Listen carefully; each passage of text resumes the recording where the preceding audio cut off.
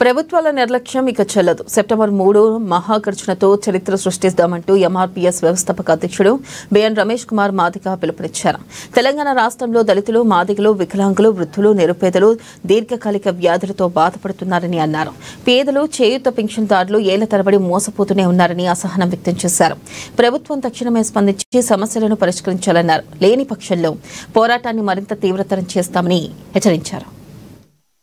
CD వర్గీకరణ అయితే ఏదైతే కాదని భారతదేశంలో ఎంతో మంది దౌర్భాగ్యులు ప్రశ్నించారో మరి వాళ్ళకు ధీటుగా మనం వర్గీకరణ సాధించి తీరాము.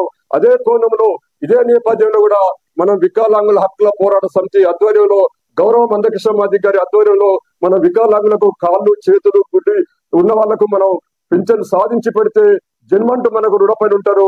మరి కన్న తల్లిదండ్రులే, తోడబుట్టిన అక్క చెల్లెళ్ళే నువ్వు గుడ్డైనవు, నీకెందుకు చదువు, నీకెందుకు మరి వికలాంగుడు కదా, నీకెందుకు పుస్తకాలు అని చెప్పి ఈసిస్తున్న క్రమంలోనే మరో మానవతావాది, మరో మదర్ తెరిసా బిడ్డ, మరొక అంబేద్కర్ వాది, మరి అంబేద్కర్ అడుగుజాడలో నడుస్తున్నటువంటి మందకృష్ణ మాదిగ గారు 2007 నుండి వికలాంగుల సంస్థను విశాఖపట్నంలో ప్రారంభించినటువంటి విహెచ్పిఎస్ ను ఆయన భుజం మీద వేసుకొని నిరంతరం నడిపిస్తున్న క్రమంలోనే మరి ఈ రోజు వికలాంగుల సమస్యలు మన దృష్టికి వచ్చాయి, ఆయన దృష్టికి వచ్చినాయి.